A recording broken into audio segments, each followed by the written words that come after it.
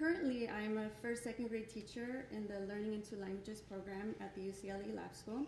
And in this presentation, I will share with you formative assessment practices that I implemented at Para los Niños Charter School, which is a charter school located in downtown Los Angeles near Skid Row. And when I was there were over 95% English language learners. I was a beginning teacher when I was there, and that is where I met Norma Silva.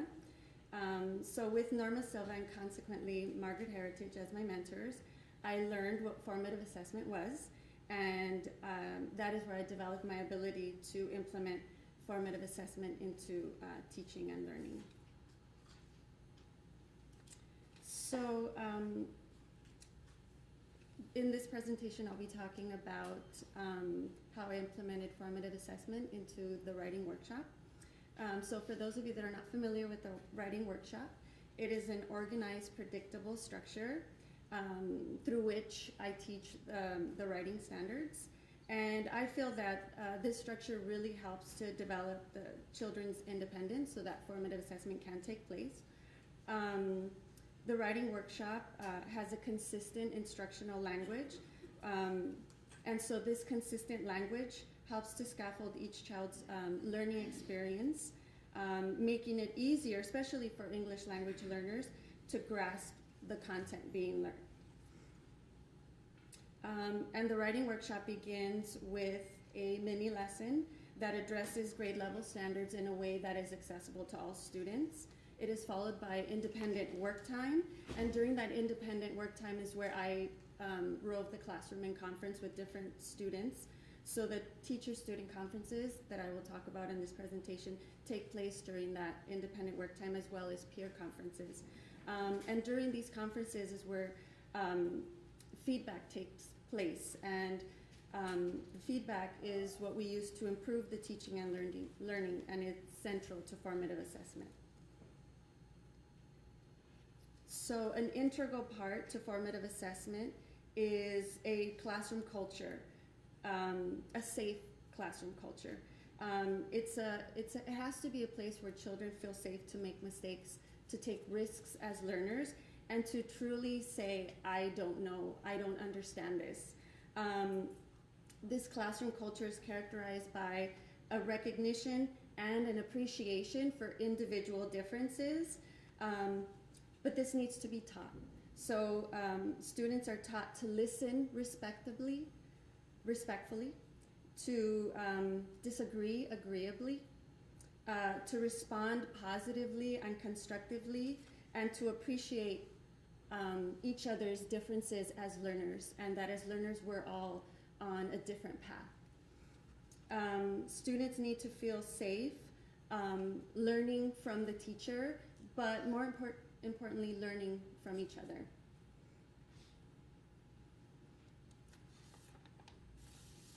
The physical learning environment plays a key role in supporting me as a teacher to implement formative assessment practices.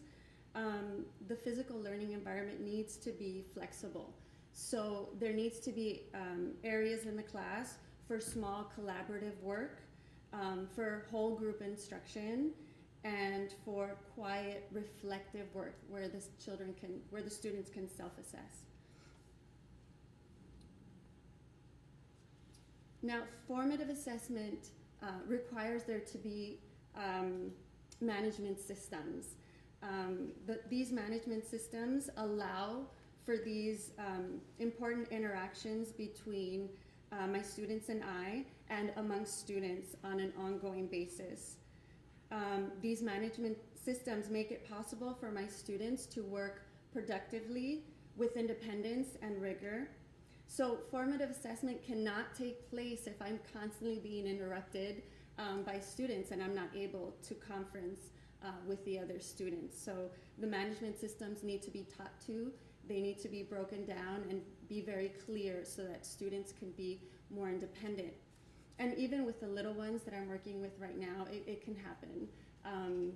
They learn to rely on one another as opposed to just always wanting to go to the teacher to get help.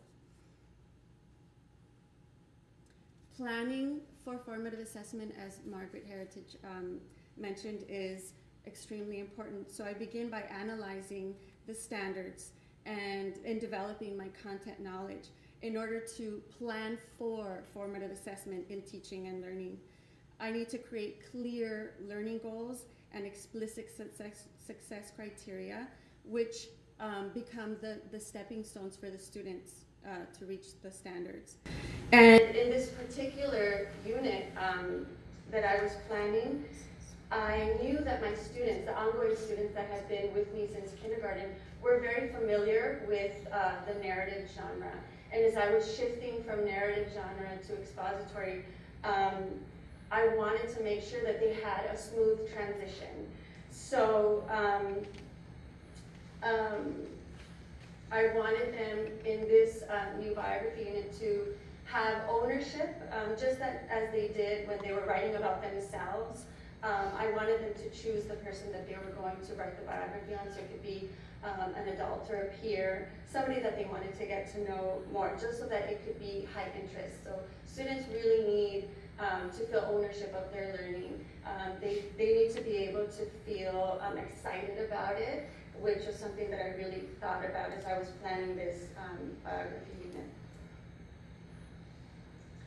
So as I initiated the unit, during the initial stages of the writing process for the biography, I was reviewing my conferencing notes, and I noticed that the students' sentences were basic and repetitive, and that their writing really lacked the complexity and flow. So as Margaret mentioned, formative assessment happens at the lesson level. So I decided to add a whole group lesson, a mini lesson on sequence and transitions to the unit plan. And this decision came from the data that I collected through conferencing. And so this mini lesson that I created was a way for me to take action based on what my students needed at that moment. So there are several mini lessons in the unit plan. And so these mini lessons are a series of sub-goals that lead to the specific writing standards. Here you see some of the sentence stems that allow the students to have more flow in their writing. And although I'm not going to go into depth on this in this presentation, I just want to add that formative assessment becomes more complex when teaching English language learners because you are simultaneously assessing language acquisition while supporting students in their understanding of content. So providing English language learners these sentence stems is especially helpful. So after each mini lesson, I give students an opportunity to settle into their writing. And as they do that, I gather my conferencing materials and I review the predetermined list of students that I will be conferencing with. And the focus for each conference really depends on the mini lesson that I just gave and on the specific needs of the students as they progress towards the learning goal. So that's when I put on my teacher as researcher hat, and I really am observing what the students are doing, and I praise them and acknowledge what they're doing independently. And then it's an opportunity for me to differentiate the instruction so that they can meet their individual goals as writers. And this is also where I gather evidence to inform subsequent mini lessons or small group lessons. These are some of the questions that I asked during the teacher-student conference. And so when I'm conferencing with students, I ask them these open-ended questions. And the purpose for the questions are twofold. One is to gather evidence or the data that will inform my next steps. And the second is to help the students to internalize these questions so that eventually in the midst of their writing, they'll pause and ask themselves the same questions. So my goal is to support the students so that they can become self-directed learners. And in the Writers' Workshop, my goal is for them to become both writer and leader, and so that they can be critical of their own writing. Okay. So, table and peer conferences, it's another opportunity for students to articulate their thinking and to provide each other feedback based on the learning goals that I determine through formative assessment. As the Common Core emphasizes, there's a need for improving the quality of student-to-student discourse. So during the teacher-student conference, I model for my students how to engage in meaningful conversations using evidence for whatever claims that they're making. And with consistent modeling and scaffolding, students engage in academically rich discourse during the peer conferences. So my goal is to support my students in co-creating and building on each other's ideas as they interact with the content. So this is an example of my conferencing notes that I take while I conference with my students and as I listen in to the peer conferences. These conferencing notes are an example of how I collect evidence of learning during the course of learning. They help me to develop my next steps to ensure that students are meeting the desired learning goals. So in my conferencing notes, I collect data as teacher researcher during the teacher-student conference, and I also listen in to the peer conferences and make note of the formative assessment strategies that I use that are aligned to the mini lessons. So this data provides me with information to keep the learning moving forward. So as you can see, these are just some examples of some of the instructional responses or next steps that I came up with based on the data that I collected while conferencing with my students. So I planned on having a whole group lesson on developing complex sentence structures. I would also have a small group pull out on helping certain students to develop complex clause connectors or incorporate complex clause connectors into their writing, and another additional small group lesson to revisit transitional phrases for those students that were having difficulty meeting the original mini lesson goal. So it took a lot of time for me to develop the content knowledge that I needed. It also required me to do a lot of reading of amazing books, such as the ones Margaret Heritage has written. But also, in order for me to be able to implement these formative assessment practices, I needed time to collaborate with colleagues, to plan for formative assessment, time to identify possible misconceptions that the students might have, and time to try to preemptively think of problems that may arise in the learning. Also, I needed time to review with colleagues how effective the formative assessment strategies and instructional responses that took place during the lessons. And it was also critical for me to develop content knowledge in order for formative assessment to take place. So above all, implementing formative assessment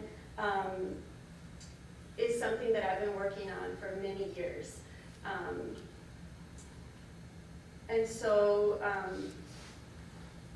some final thoughts are that the use of formative assessment has helped me to make pedagogical decisions that will help me to support my students, not only individually, but collectively in meeting the standards. It's helped me to create individualized plans for each and every one of my students, which is really important, especially for English language learners, and helping them to meet the desired goals and scaffolding their learning.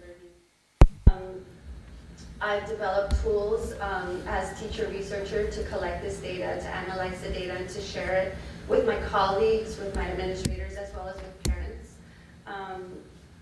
And formative assessment is something that has allowed me to provide immediate feedback so that they can make those changes while they're learning. So not at the end of their learning, as Margaret mentioned. It's not happening at the end during the test, but it's helping them to really develop the skills that they need so that they can. Thank you.